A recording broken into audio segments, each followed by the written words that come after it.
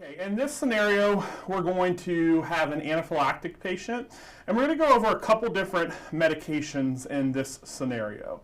First, we'll talk about the use of EpiPens.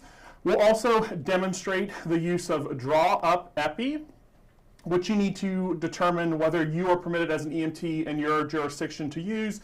And then finally, we'll talk about the use of albuterol via a nebulized inhaler. So in this case, we'll say that we've been dispatched for a patient that's experiencing an allergic reaction.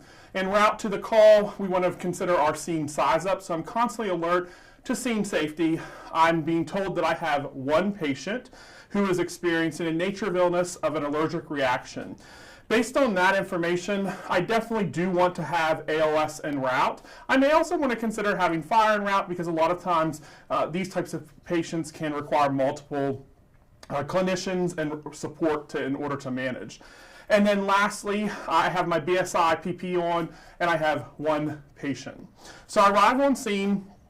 I find a patient who's in this tripoding position as I do my general impression. That's never a good sign because that immediately tells me that the patient's really having trouble working breathing. As I approach the patient, I can also hear that he's wheezing. So these are all kind of alarm bells in my head that tell me that I need to work very quickly to manage his life threats. So I come in, hi, I'm Robbie, I'm an EMT. What's going on today? Okay, so immediately I know he can't breathe based on his conversation as well as just the way he looks. So I'm going to go ahead and get him on oxygen right away. And so because of the amount of distress that he's in, I don't need a pulse ox to put on him just yet. I'm going to go ahead and get my non-rebreather. Go ahead and turn that on at 15 liters, make sure that the actual canister is inflated, and put that on him. For the sake and purpose of this scenario, we'll say that we have placed that non-rebreather on him. So once that's done, because this is all about life threats in our primary assessment, okay, I'm going to go ahead and finish that primary assessment out. So first, I'm considering his airway. Obviously, his airway is not completely patent because I'm hearing the audible wheezes. It's not fully obstructed, but there are some wheezes that I can hear that tell me that the patency is in question. When I look at his breathing, it's obvious that he's short of breath. It's obvious that he's also has a high respiratory rate. It's helped a little bit since he's been on the non-rebreather, but he's still in some respiratory distress, okay? And then lastly, I'm just going to check his circulation. His color is pale. He's also a little bit diaphoretic. His pulse is also pretty rapid as well. So based on all this information right now, this is a high priority patient. So I need to quickly find out what's going on so that I can appropriately treat this patient. So sir, can you tell me what actually happened? So Cookie, peanuts, ate it, throat feels very tight. Are you allergic to peanuts? Okay. Have you had a reaction like this before? Okay. I'm not going to go through a whole sample assessment and OPQRST right now. This is an emergency that needs to be treated right away. So I will get to those things, but right now I need to go ahead and treat this patient emergently. And the best way to do that, the first medication to do that after oxygen is via epi. So we're going to talk about epi via an EpiPen as well as epi draw up. So we'll talk about the EpiPen first. So the EpiPen can be given either from the stock that you have on the ambulance, or it can be the patient's own EpiPen, okay? A couple things to keep in mind with the EpiPen. We're going to go ahead and go into our rights of this. So number one is the route. When we're talking about an EpiPen, our route needs to be intramuscular, and generally with the EpiPen, we're going to go here in the area of the thigh because the muscle is quite thick in that area. Next thing is this the right patient? Okay, my patient is having an anaphylactic reaction, severe breathing difficulty. I can tell they've got hives on them, they're pale, etc. It's very clear to me that this patient meets the indications of anaphylaxis, severe allergic reaction. Remember, we don't give EpiPen just because someone's having an allergic reaction. An EpiPen's for anaphylaxis. So that's when we've moved beyond just having hives and things like that, some scratchiness, to now the patient is actively having respiratory distress. They may even complain about their throat kind of feeling like it's closing up, and airway complaints. That's when epi comes into use. So next thing to consider with this patient is that it is the right medication. So I want to make sure that I have an EpiPen and that it is an adult, in this case, EpiPen, okay? When we're talking about EpiPens with doses, the dose for the adult EpiPen versus the pediatric EpiPen are different. For an adult EpiPen, because it slightly differs with drop, it's 0.30 milligrams. If it is a pediatric or EpiPen Junior, then it's 0.15, okay? So I've checked my dosing on this. I'm going to check the expiration, okay? Usually you'll find it somewhere on the EpiPen itself. The expiration is good on this, okay? And then I'm going to make sure to document exactly the time that I administered this and then any kind of side effects that I expect to have. Have you taken an EpiPen today, sir? No. Okay, so not taking an EpiPen at all today. I'm going to quickly explain the procedure. So what I'm going to do, sir, is I'm going to use this EpiPen. Have you had one used on you before? Okay, so you know what happens here. I'm going to kind of jab it into the side of your leg, and I'm going to hold it there for a couple seconds, okay, about 10 seconds, just to make sure that medication gets in, okay? And then that's going to help to give you some relief with your breathing, okay?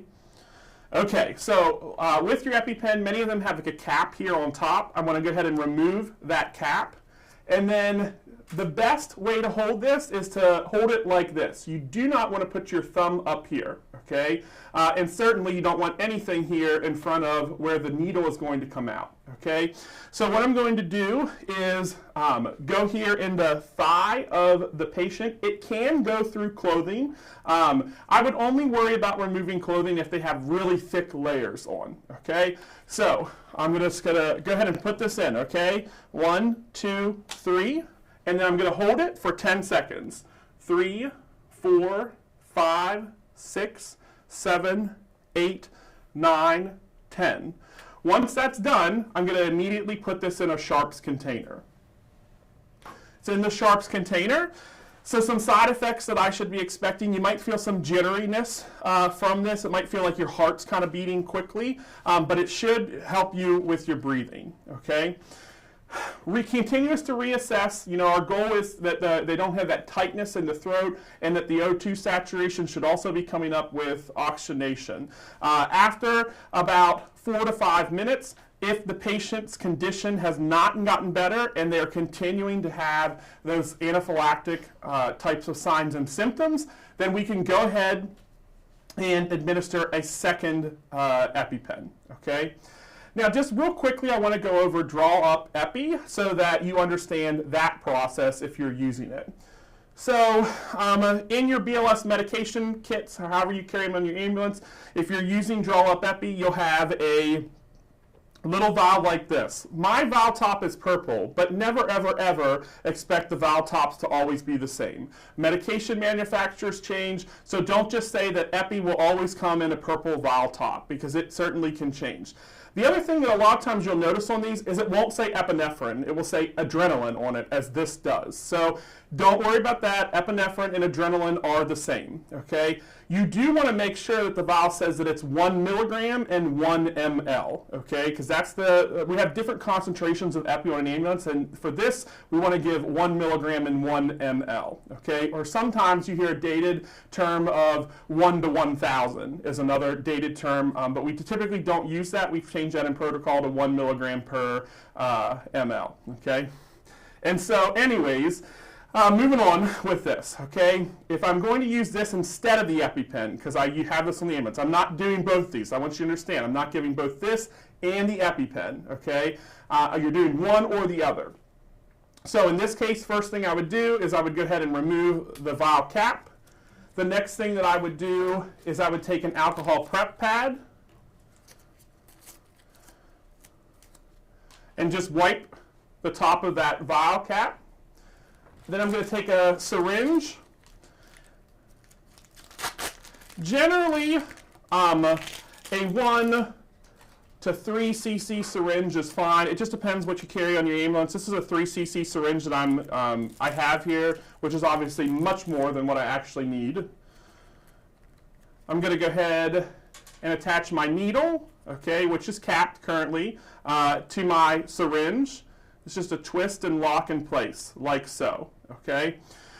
Then what I'm going to do is I'm actually going to draw back here on the syringe the amount that I'm planning to take up out of this. So when I look at this, okay, again, it has 1 milligram and 1 ml in here, okay?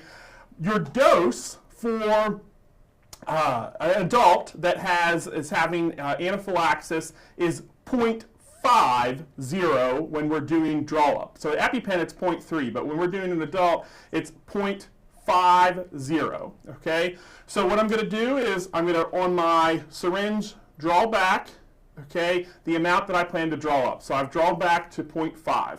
Next thing I'm going to do is I'm going to very carefully uncap my needle. And then next thing, I'm going to go ahead and insert that needle through the rubber stopper, like so. And I'm going to put it all the way down in. And usually what I do is I kind of turn it upside down and then pull my needle down to that fluid. And I'm going to push that 0.5 of air up into it, because it's going to make it a lot easier to draw out. And then I'm just going to draw back. You'll see the medication coming in. And I usually draw back past the 0.5, because then what I'll do is I'll just push up to 0.5 here.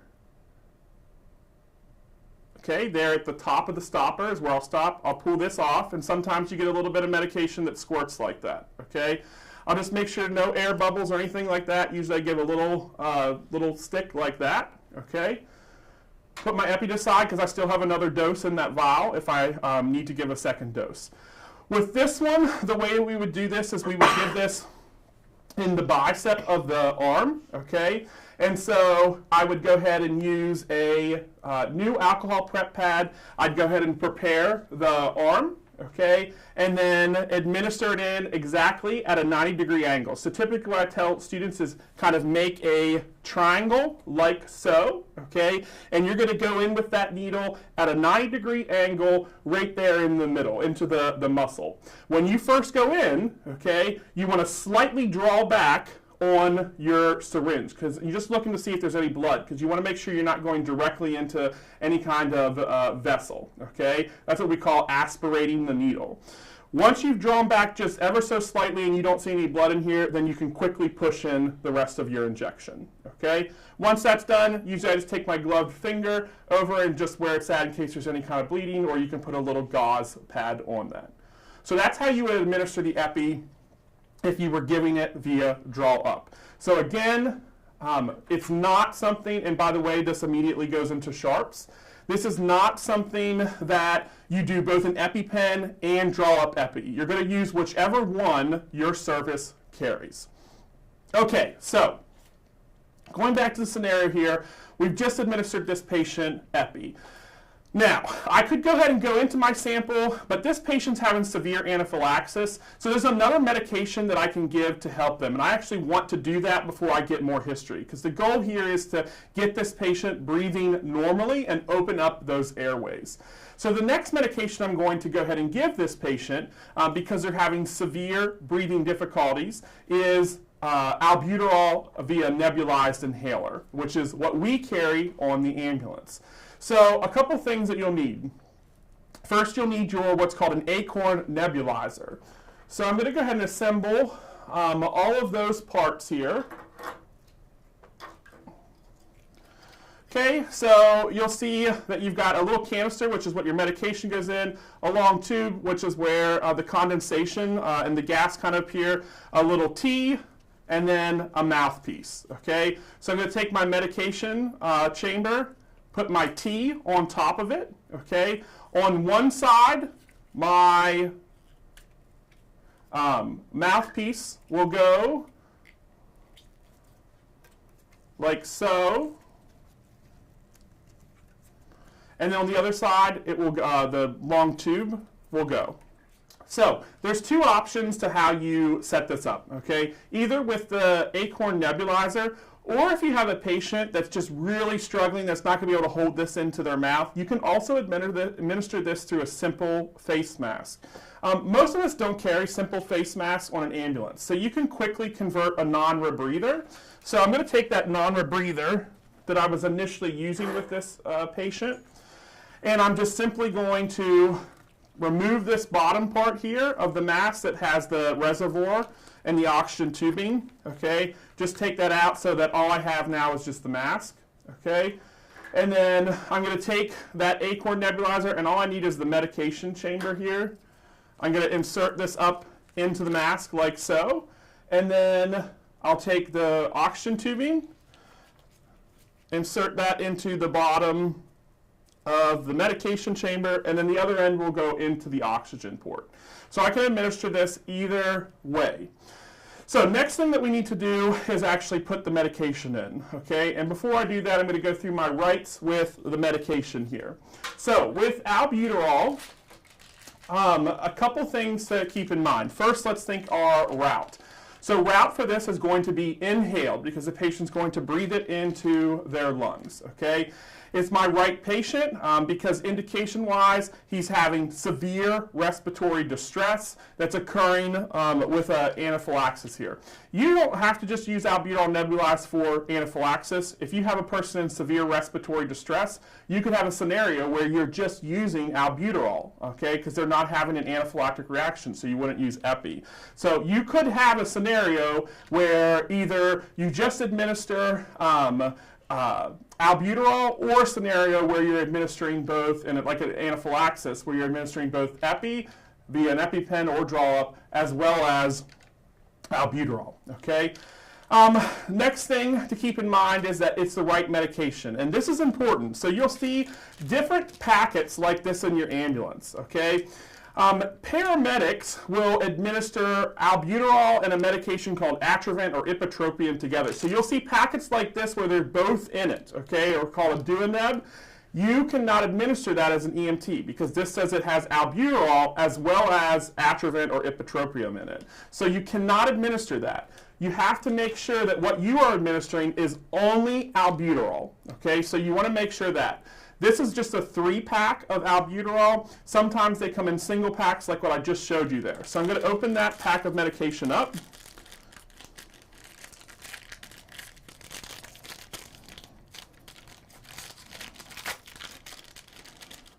And I'm just going to pull out one of the tubes of the medication, which will just look like this, okay?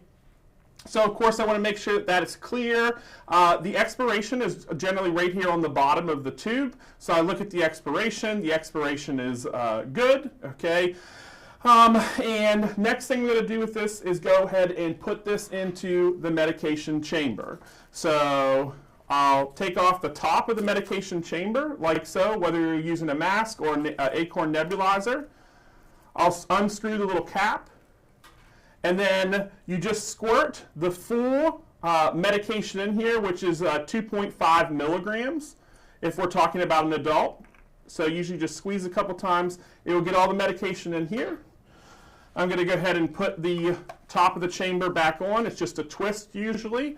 And then next, okay, I'm going to explain what's going to happen. So in a second, I'm going to put this on your face. This is just a medication called albuterol to help you breathe a little bit better, okay? You understand? Just breathe in. Normally it'll be like a mist. I'll plug this into my oxygen, and you don't want this to be at 10 to 15 liters, okay? Because you'll just blow the medication right out. We really want this to be on generally about 7 liters of oxygen per minute. And you'll see because it's going to aerosolize this medication. So if you put that on and it's not aerosolizing that, you're not getting that fog of it, then you don't have it on high enough. But generally about 7 liters per minute is what we would do. So I'd go ahead and plug it into my oxygen port and go ahead and place it on the patient, and they would go ahead and continue to breathe this in. Generally, it takes about 5 to 7 minutes for a nebulizer treatment to run. Once it's done, I'm going to remove this off the patient, and I can either place the patient back on a non-rebreather mask or nasal cannula based on my reassessment. So at this point, I have administered the albuterol via nebulized inhaler, and I've administered epi. So how are you feeling now that you've had these medications? A lot better. Okay. So we're going to obviously start to transport pretty quickly here. because this is an emergency. And remember, epi is short-acting, so the patient may feel fine right now, but 5 minutes from now may have symptoms that have returned again. And so we need to constantly be on alert, and even though the patient's improved right now, we still want ALS if we can get ALS. So we go ahead and get the patient in the ambulance, and now I'd go ahead and do my sample history and OPQRST with the patient, my vital signs, as well as the rest of my continuous assessment. Because you've seen me already do those things in another video, I'm not going to go down through those right now. But just understand that when you are practicing this, you would still need to do your sample and OPQRST in the rest of your focused exam of this patient. This is a good example, similar to our example with nitro. Epi is a life-saving drug. So we don't want to be 10 minutes on scene playing interview with the patient, asking them a full sample and OPQRST and all that. We need to get that medication in very, very quickly. So obviously always oxygen first, but then once that oxygen's in and we know that this is anaphylaxis, or we know that we've met the indications for epi, then we need to go straight to that epi, okay? We don't need to ask all the questions of sample history and OPQRST first, okay? You still need to ask those, but not before the medication. We can get those medications in that are life-saving and then go back and do our sample history and our OPQRST. And that's everything for this scenario.